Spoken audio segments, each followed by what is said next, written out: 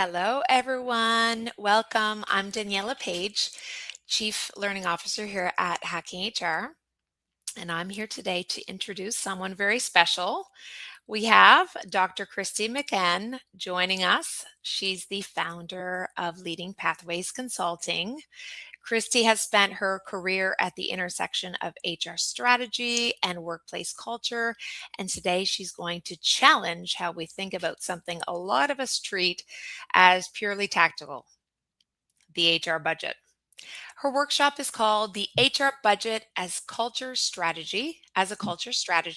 And over the next hour, she'll walk us through how we allocate resources. The way we allocate resources actually sends a signal about what we value as an organization. And I know this session is going to be practical and hands on. And she's even provided us with a worksheet to work through. And you'll see that link dropped right in the comments there. So take a look and you can open it up and follow along with us. And please tell us where you are dialing in from today. We're going to keep an eye on the comment section and we'll be sure to answer any of your questions at the end of Christy's session. All righty. So Christy, welcome. The floor is yours. Excellent. Well, thank you. I appreciate the very nice welcome. And I appreciate everyone who is joining in today's session where we will really be focusing on strategic conversation. I'm trying to make this as fun and exciting as possible. But really, ultimately, I want you to go away after this and have some resources and tools that you can really apply to your organization and move forward with. So to begin with, HR budgets, they're more than a financial line item. They are signals to what the organization is willing to repair and strengthen. So today we're really going to focus on turning culture concerns into clearer investment priorities. So let's talk about why this matters. So one, your budget reveals what your organization values. If your organization is promoting leadership and development, but yet it never really funds it in the budget, that sends a message. Or if your organization does a great job in talking about the wellness and for the employees and resources, but then the employees really don't have the resources that they're needing, that sends a message. So two culture gaps become hidden workforce cost between the company and the employees, which causes lower morale. It will reduce employee performance possibly, and also it can increase turnover. So people practices need intentional investment. In other words, a cultural saying on the wall just doesn't cut it enough. It's the action that needs to be taken to really move forward. So for today's objectives, I just want to quickly just kind of reiterate for today's workshop, we're going to talk about reframing your HR budget as a strategic culture building process. Then identify investments to support retention, well-being, leadership, capability, and operational clarity. And then recognizing the cost of underinvesting in culture repair. And finally, really prioritizing HR budget items based on workforce risk and organizational impact. So let's jump into it. So as mentioned earlier, there is a worksheet. So I hope you have clicked on that, downloaded that, so that you can reference maybe on the side of your screen to seeing the presentation. So you can refer and see what I'm referring to. I would encourage you guys to print this out and just kind of have this on the side. It's also a good reminder for after the workshop, because some of this is going to be homework. I know I am a teacher at heart, so I do have a little bit of homework for you guys. All right, so I'm going to refer to this worksheet throughout the presentation, and I'll try to refer to the different points and the page numbers. So on page 1 of the worksheet, it begins with a core message. It talks about naming the strain within your culture, identifying what the risks are that are involved, and then funding the fix of what that cultural pain point is. So every HR budget either supports culture intentionally or allows culture gaps to continue, one or the other. I have seen examples where leaders, they see gaps possibly within their middle management because they notice an increase in turnover and burnout among their middle management. But then they also they were doing the right thing by doing employee surveys, but they started seeing their employee surveys that talked about belonging, really those numbers tanking. And so the reduction in the belonging surveys painted a picture along with the middle managers. These companies many times will hold hands-on meetings and prioritizing what needs to be set and what needs to move forward, with a focus on employee wellness and psychological safety. And that's great. But a lot of times what then happens are the normal routines start and they begin, and then no budget for the management training. There's no time set aside for fostering the support of the culture and helping the middle management. And they begin working the 60 hours a week again. And resources for peer support and coaching, they aren't there. The gap between intention and reality becomes painfully real. So we want to focus on how can we avoid some of that from happening. So culture is not built by a bunch of slogans.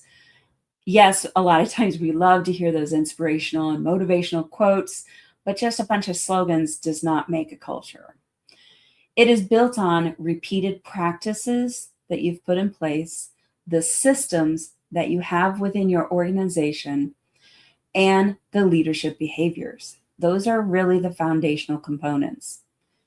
Each budget item either strengthens or it weakens the employee experience. In the worksheet on point number 1, which is on page 2, you'll see that there are 5 areas to check for your company. Now, these highlight possible cost, where they hit the budget the most, and whether they're a priority. In the lower area of that page, you're also going to find more details of top culture to budget issues. This area is to identify where the culture issues may already be creating budget pressure. So I encourage you to really think on what are some of those key areas of your company that are possible cost, that are really hurting the company in the end. And maybe start thinking about what might be priorities for your company. So next, I'm going to talk a little bit about the cost of underinvesting. So point number 2, which is on page 3 of the worksheet, is there to help you identify those cultural pain points and then how to begin workforce risk mapping using these columns that are on the worksheet to really help you define more of a clear picture and the investment needed to relieve these cultural pain points. That particular exercise on point number 2 is to move from left to right. And as you move from left to right, it's having you drill down to get that clearer image. So there is a lot of cost in underinvesting, as you can see on the list that you see on the slide. There's a lot of cost when it comes to your high performing employees that leave. The employees' relationships, they really can get strained. Not always just with their manager, but sometimes because of unclear expectations or communications or just the manager's style, it creates challenges amongst the team members themselves. Maybe some are given more responsibilities than others. There might be other factors involved, and it can result in having turnover or people not just leaving the company, but they're changing departments or changing teams. You have a loss of knowledge and trust as people are departing in different teams and within the company.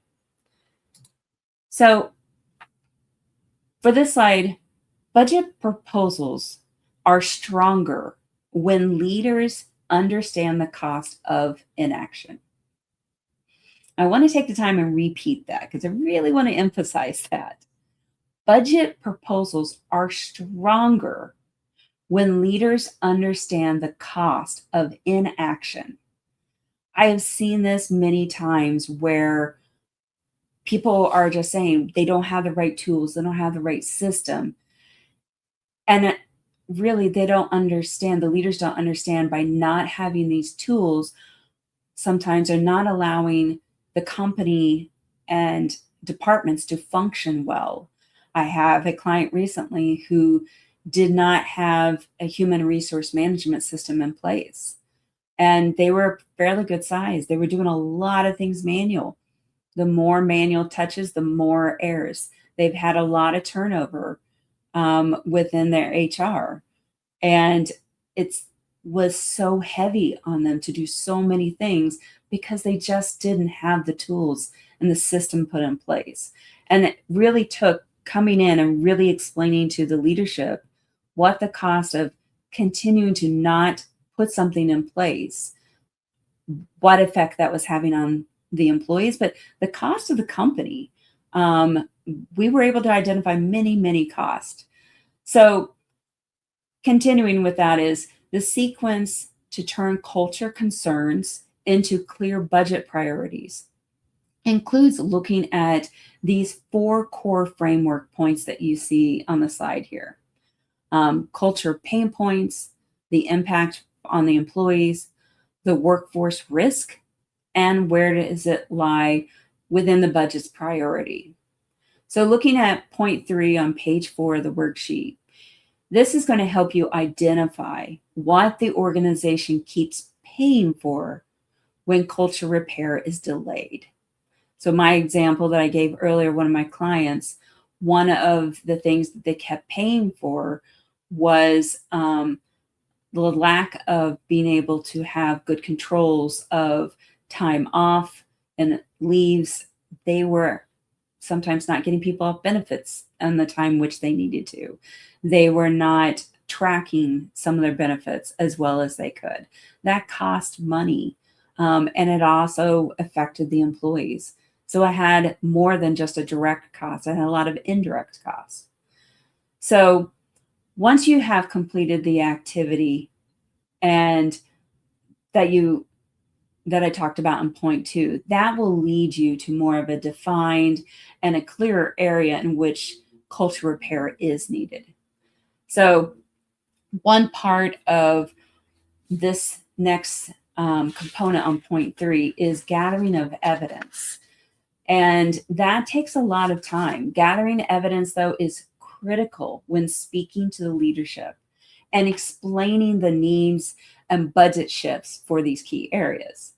So in the worksheet, you'll see an evidence checklist that can help you develop the evidence needed to show what has the greatest need and the highest cost. Now, I understand that sometimes this in and itself is a struggle for companies, and a lot of times why they have great intentions, but they don't become reality because of how much work is involved in that. But it's critical in really having that level of detail.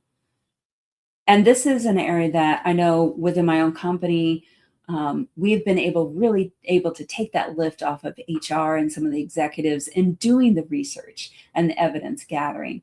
But it is a critical component in being able to really accurately project things and the priorities within your budgets. So the next 4 slides, I'm going to focus solely on investment areas. And so the first area is retention. A lot of times, some people would just think retention is just about pay. That's the main cost, but it's not. The employment, the employees often leave because of unclear expectations. There might be poor management. There's lack of growth for the employee within the company. There aren't stretching opportunities. Trust could be very low within a team, department, or the whole company. And also, a lot of times I have seen where employees feel unseen. And when an employee feels unseen, there's a lot of silence. They don't feel like they can speak up, or that they wouldn't be validated in what they would have to say and do. So they feel very unseen and very quiet. So retention investments should address why people stay, not only why they leave. If you can get ahead and really focus on why is it that people are really staying with your company, and just honing in on making that such a strong point and making that a sales point. Not saying ignore the reasons why they leave. Obviously, they need to, but you need to also understand why they stay. And those reasons can be infectious to other teams, that maybe those reasons aren't throughout the entire company.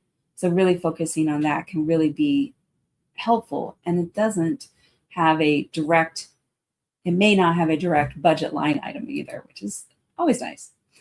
So, the next slide, this is focusing on well being. And when I say well being, it's more than wellness programs. A well being centered budget looks at the conditions of work. What I mean by that is including the workload. Is the workload shared fairly, even across the employees within a team or a certain department? Does the company focus mostly workload on those who are the high performing employees and let those who aren't just kind of skate by?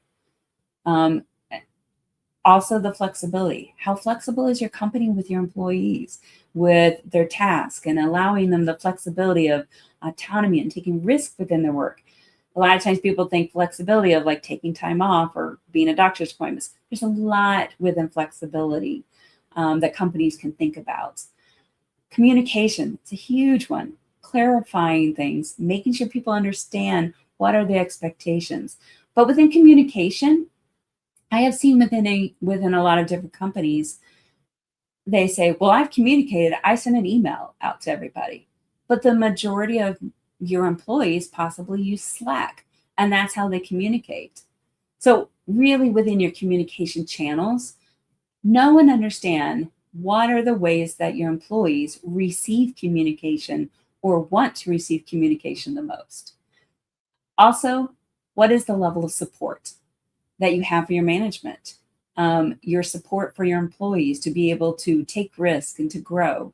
Psychological safety. Do they feel like they can speak up when there is something that they're aware of that may be damaging to the company? Do they feel safe enough to speak up without feeling that's a retaliation from their management or leadership of some kind by speaking up? And then whether managers know how to respond when employees are struggling. That's a huge one. Managers don't need to be counselors. That's not what I'm suggesting. I'm suggesting that managers can identify when their employees are starting to show signs of struggle. Maybe it has to do with workload. Maybe it has to do with the flexibility needed, or some of the other ones I suggested. So really offering your managers the opportunity of recognizing when employees are struggling. They have that training so that they can provide that connection point for them. And then the third area of investment is leadership capability. Managers carry culture every day. If leaders are not trained, if they are not supported or held accountable, culture becomes inconsistent. Inconsistent within different teams, departments, the organization. and it causes chaos. Leadership capability is one of the highest impact HR investments because it has a direct effect on retention, trust, communication, and performance. And then the final investment area is operational clarity. Chaos often comes from unclear processes, outdated systems, or like my one example, lack of systems, vague job roles. So your managers need to understand what all of their employees' job roles are, their expectations. And if that's not well stated within the organization, or what's stated is the opposite of what is done, then that's again creating unclear job roles then. Or there's inconsistent communication. All of that can really create that chaos within the organization. So operational clarity reduces stress because people know what is expected, how the work should flow, and where to go for answers. So there's a lot of things that you can do to invest in within your company to offer operational clarity. Referring back now to the worksheet on point 4, which is on page 5 of the worksheet, at the top of the page, it offers a scoring. And that allows you to go through each one of those and kind of help determine and rank things from a 1 to 5 as to what items have stronger strategic value, what has higher urgency or sustainability. So I want to give you an example. I had a client, they were a mid-sized organization, and prior to me working with them, they did really well at gathering employee feedback and really trying to uncover several cultural pain points. And some of those were inconsistent communication that was happening. There was some unclear expectations tied with that as well. There was uneven accountability amongst the management team, and also the growing workloads within the organization for its strongest employees were really showing the heaviness on them. So leadership did well by acknowledging the concerns, and they began discussing possible solutions on how to combat some of this, which is great. However, the conversations remained focused on whether the problems were really serious enough or required immediate action. So meetings were postponed and additional information was requested, which is needed, but was taking a lot of time because there wasn't urgency put upon it. And also, no one was really assigned the responsibility for addressing the concerns. So during that time, there were 2 high-performing employees that continued carrying the extra workload and responsibilities while waiting for meaningful change. But unfortunately, both of these employees resigned from the company. And what was gained from their exit feedback showed that compensation really had very little to do with the reason why they had left. They had left because they no longer believed the leadership would address the problems that were affecting their daily work. They just didn't take action on what was really urgent for the employees. They didn't gather that insight. And due to that, they had other employees that also left because the 2 that took on the high workloads left, and that created a lot more upon the others that remained. The organization, they faced increasing recruitment costs and trying to find 2 people that were at the same level.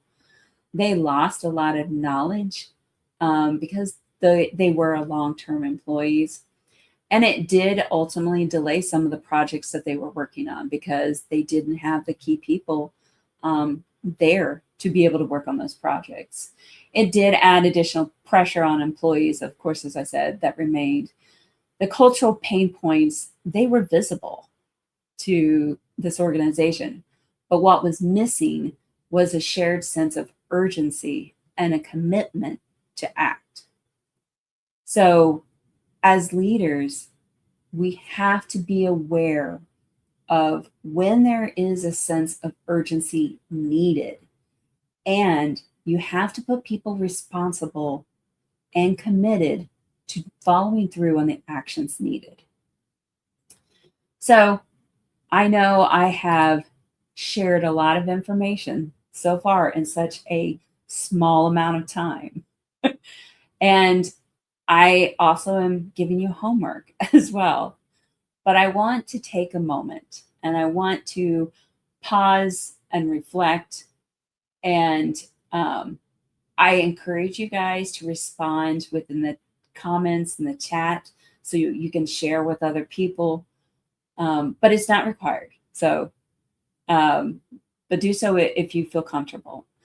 My one question I want to start with is, what is one culture issue that is currently costing your organization time, maybe trust, maybe talent or energy, or a combination of these four? Just think of one culture issue. I want you to reflect on what that is. You probably already have a little bit just through my conversations and glancing over the worksheet a bit. But if you feel comfortable, I encourage you to put that in the chat. I'm going to put the chat over to where I can see it.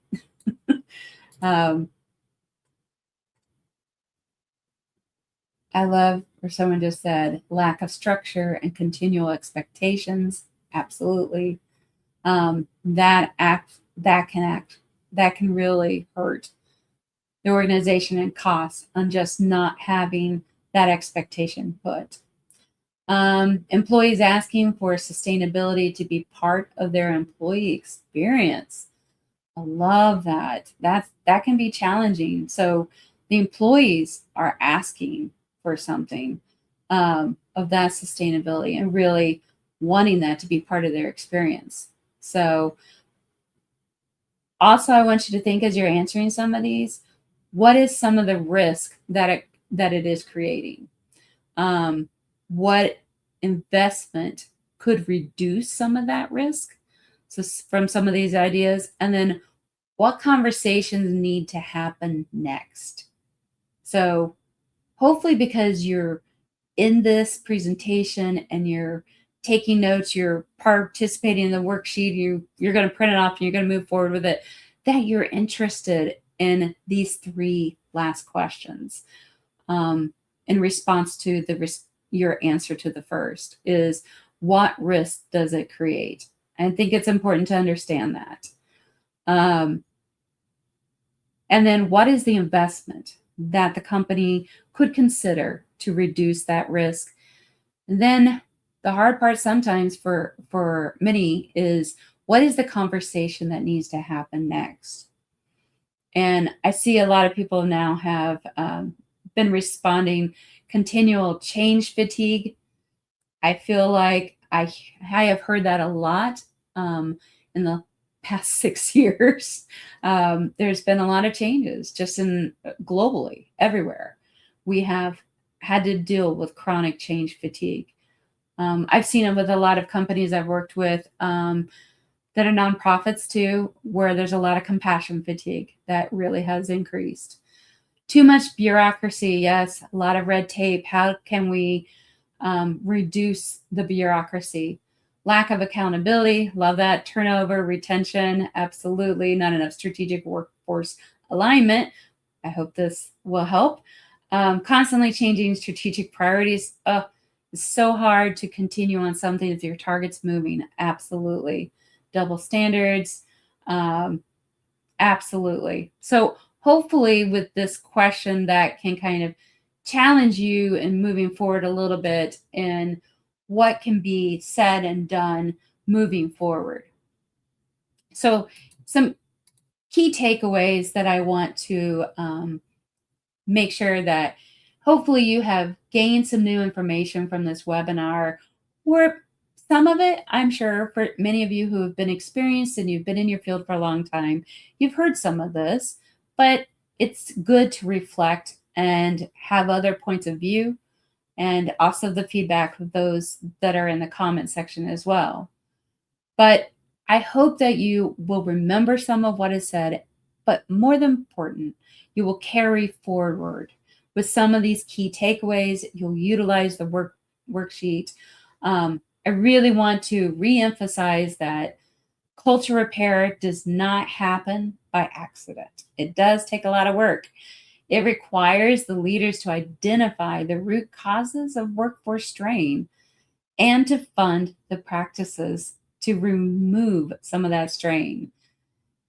Sometimes it's the practices, sometimes it's the systems, and sometimes it's the leadership behaviors that will create these healthier conditions. So I encourage you to utilize this tool that I've provided to you so that you can continue moving forward through each of the steps that I've talked through today. So I know many organizations know they have workforce challenges, but really struggle to identify what to prioritize, what to find, and how to connect culture needs to business decisions. I know that working with Leading Pathways as a partner can really help translate some of the people problems into practical culture and workforce strategies for leaders. I would encourage you guys to scan the QR code if you're interested in having that 30-minute conversation about how we can identify maybe at least one of these practical investments that would make a great difference for your organization. Because ultimately, you've taken the time to be here today, so you care about making those changes. You care about wanting to make a difference within your organization. I applaud you for doing that. That is one small step, and hopefully you can take further steps moving forward and utilizing the tool that was involved. So I appreciate everybody's time and energy that they gave today for this presentation. And there might be some questions that were put within the comments, but I wanted to give time for anybody that's in this and any questions that they might have so I can provide any additional insight. Hey, Christy, that was amazing. Thank you so much for your insights today. There are a couple little questions here. One of them is, are the investments what is normally seen as financial investments according to IFRA, or what HR defines as investment? Oh, great question. So wanting to know what are some of the best HR investments. I'm trying to repeat what you were saying. What would be the best investments? Are Am the I doing that right? investments what is normally seen as financial investments according to IFRA? Or what defines an investment in HR?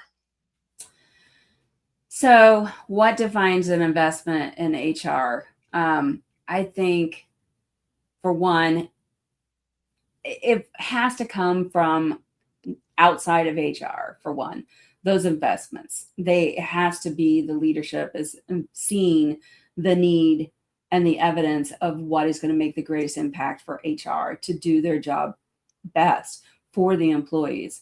So, areas for HR on investments that I think will make the biggest difference is looking at what you currently already have invested in your systems. And when it comes to your systems, how is it really having the best return for your employees, for your HR department, and for your organization? Is it really the best investment on bringing about what that system is providing the support or tools for? I think HR can really lean in on that. It's much more than just having a human resource management systems and stuff. There's so many different tools and systems that HR can have that connects with the employees on retention, on well-being, on operation, all the 4 investment areas that I talked about. So I think ultimately really evaluating your return on investment for all of your tools you currently have and where those gaps are for your investments within HR. Someone also asked if they could watch the recording later or share it, and you definitely can. You can watch the recording by refreshing this LinkedIn Live browser, and you can watch the recording anytime. You can share it with a colleague, a friend. And Yeah. we've actually dropped that link right into the comments section for everybody as well. Excellent.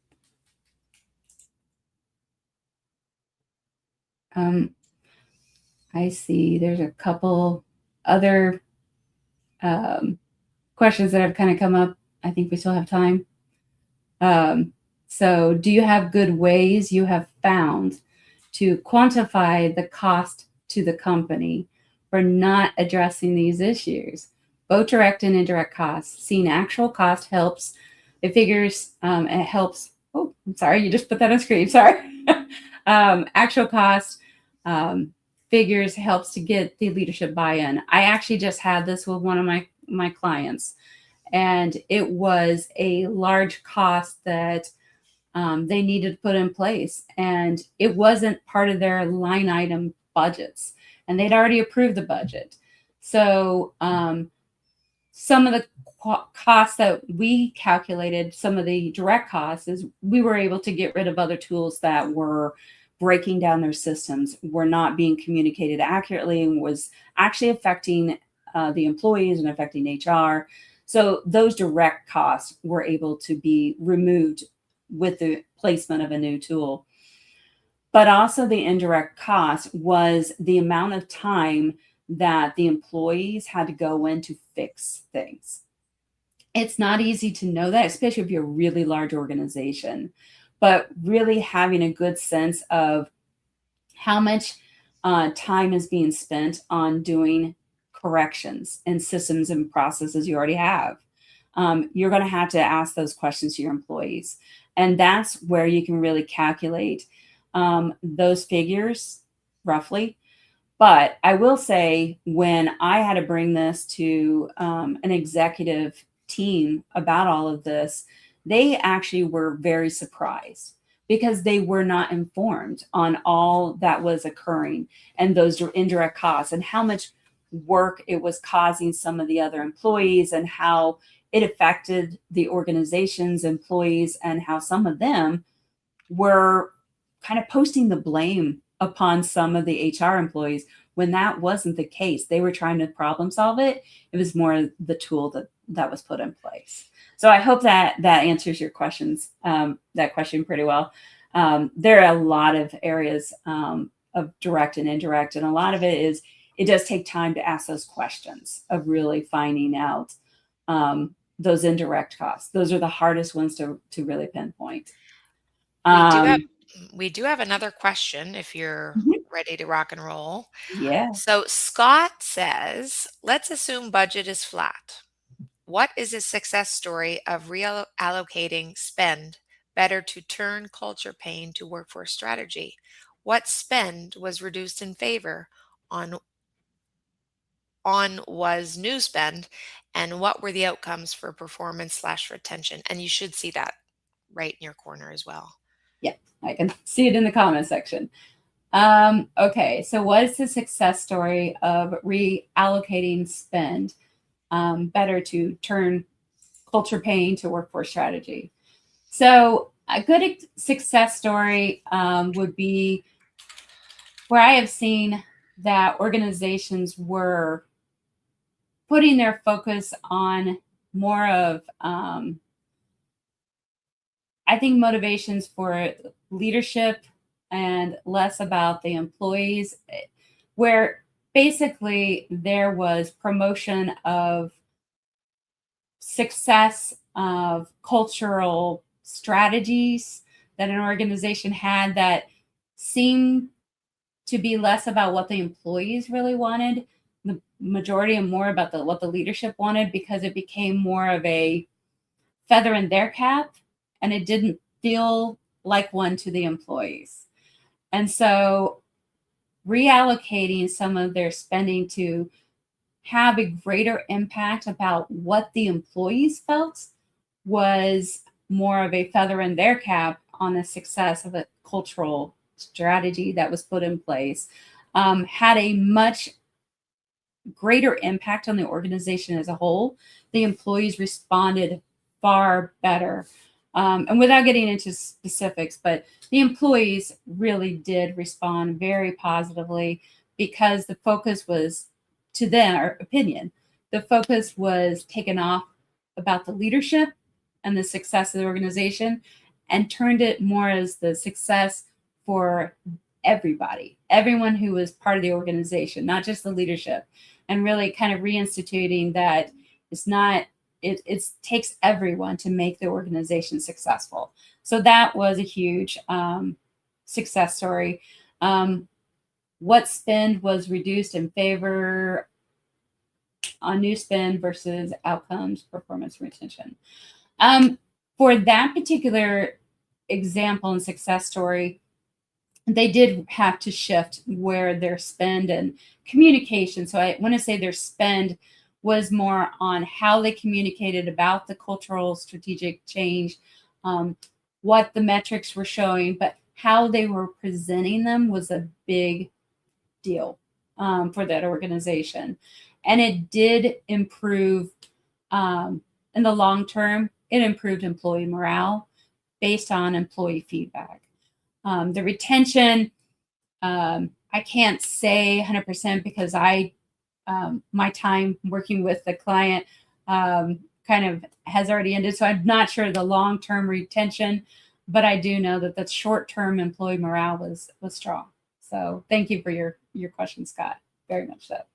And I hope that this worksheet and this webinar has been valuable to give you tools to move forward and having those conversations. And I welcome conversations with all of you guys as well.